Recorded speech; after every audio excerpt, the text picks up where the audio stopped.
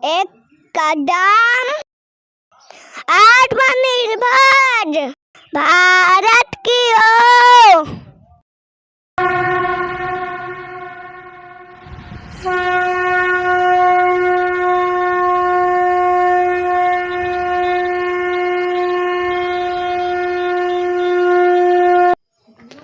नमस्कार विद्यार्थियों एवं मेरे प्यारे मित्रों, आज हम इंग्लिश के पार्ट 9 की शुरुआत करने वाले हैं।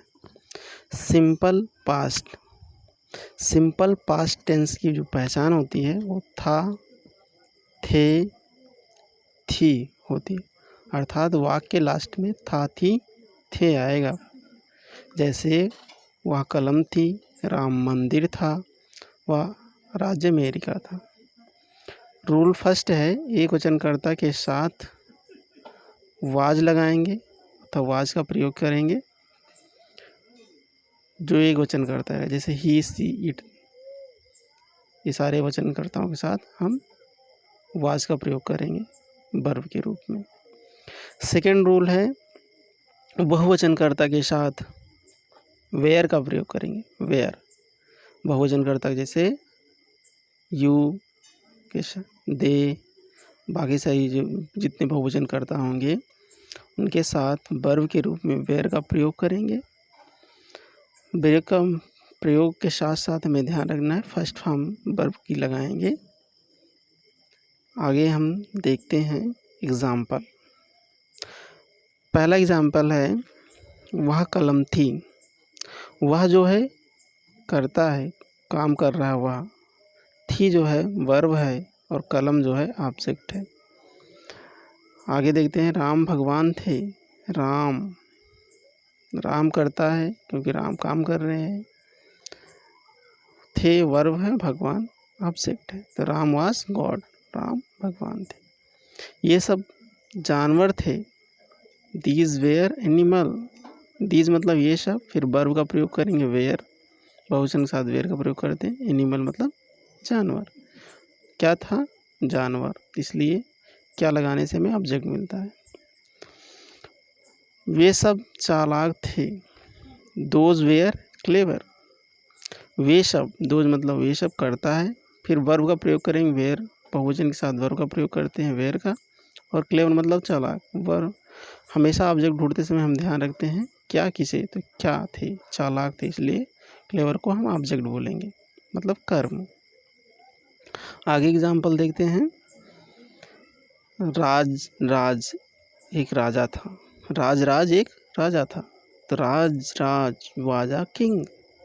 सबसे पहले सब्जेक्ट ढूंढेंगे, राज काम कर रहे हैं इसलिए सब्जेक्ट हो जाएंगे। फिर वाज मतलब था, वर्ब हो जाएगी, आर्टिकल ए एन और द का आर्टिकल कहते हैं। यहाँ पे ए मतलब एक आर्टिकल प्रयोग हुआ है, किंग मतलब राजा। क्या था? राजा था, तो क्या लगाने से हमें ऑब्जेक्ट मिलता है, इसलिए किंग को हम ऑब्जेक्ट बनाएंगे। राज वाजा किंग। आगे एग्जाम्पल देखते हैं हम। राजा दयालु था। आगे एग्जाम्पल में बोल रहा है कि राजा दयालु था, तो राजा सब्जेक्ट हो गया। द किंग वाज काइंड, तो द किंग जो होगा सब्जेक्ट, क्या था? दयालु था। वाज मतलब था, वर्ब हो जाएगी। क्या मतलब लगाने से हमें ऑब्जेक्ट मिलता है, तो काइंड मतलब दयालु, तो जो काइंड होगा हमें ऑब्जेक्ट। क्या किसे लगाने से हमें ऑब्जेक्ट मिलता है, ध्यान रखना है। तो सबसे पहले सब्जेक्ट लिखेंगे, फिर वर्ब लगाएंगे, फिर ऑब्जेक्ट का प्रयोग करेंगे। The king was kind, subject verb object. राजा दयालु था, द किंग वाज काइंड। आगे एग्जाम्पल देखते हैं। वह दक्षिण भारत का राजा था। वह कहाँ का राजा था? वह दक्षिण भारत का राजा था। He was king of south India. He subject है, वाज वर्ब है, वाज मतलब था, किंग मतलब राजा, ऑब्जेक्ट हो गया, क्या था? राजा था। ऑफ साउथ इंडिया अदर चीज़ें हैं। अदर चीज़ें में हमें नाउन, प्रोनाउन, एडवर्ब, वर्ब, ये सारी चीज़ें आती हैं, ये ध्यान रखना है। बाकी पार्टिसिपल का भी प्रयोग होता है, तो हमें सबसे पहले सब्जेक्ट वर्ब फिर ऑब्जेक्ट ढूंढना होता है, बाकी अदर चीज़ें लिखी जाती हैं। ही सब्जेक्ट है, वाज वर्ब है, किंग मतलब राजा, ऑब्जेक्ट हो गया, क्या था? राजा था। तो क्या लगाने से हमें ऑब्जेक्ट मिलता है, तो ऑफ साउथ ऑफ इंडिया मतलब अदर चीज़ें। He was king of south India, वह दक्षिण भारत का राजा था। आगे देखते हैं अगला उदाहरण। राजा महान योद्धा था। राजा कैसा था? महान योद्धा। तो पहले सब्जेक्ट ढूंढेंगे राजा, फिर वर्ब ढूंढेंगे था, फिर क्या था, क्या लगाने से हमें ऑब्जेक्ट मिलेगा, एक महान योद्धा। तो जो एक महान योद्धा है वो ऑब्जेक्ट हो जाएगा, मतलब कर्म। सबसे पहले सब्जेक्ट लिखेंगे द किंग, फिर वर्ब ढूंढेंगे वाज मतलब था, अ ग्रेट वॉरियर। एक ग्रेट वॉरियर मतलब एक महान योद्धा। ये जो है आर्टिकल के रूप में प्रयोग किया गया है। ग्रेट वॉरियर मतलब महान योद्धा। The king was a great warrior, राजा एक महान योद्धा था। हमें सबसे पहले सब्जेक्ट, फिर वर्ब, फिर ऑब्जेक्ट लिखना होता है। फिर अगला उदाहरण देखते हैं। उसका राज्य दूसरे राज्य से जुड़ा था। किसका राज? उस राजा का राज्य। His kingdom was attach with other kingdom. His kingdom was attach with other kingdom. पहले सब्जेक्ट ढूंढेंगे उसका राज्य, हिज किंगडम, वाज मतलब था, फिर आर्टिकल प्रयोग करें, अटैच लगाएंगे वर्ब के रूप में, फिर विथ प्रीपोजिशन, अदर किंगडम मतलब दूसरे राज्य का। यह ऑब्जेक्ट हो जाएगा अदर। क्या या किसे लगाने से हमें ऑब्जेक्ट मिलता है, किससे जुड़ा था, तो ऑब्जेक्ट हो जाएगा दूसरे राज्य से, मतलब अदर किंगडम। तो his kingdom was attach with other kingdom.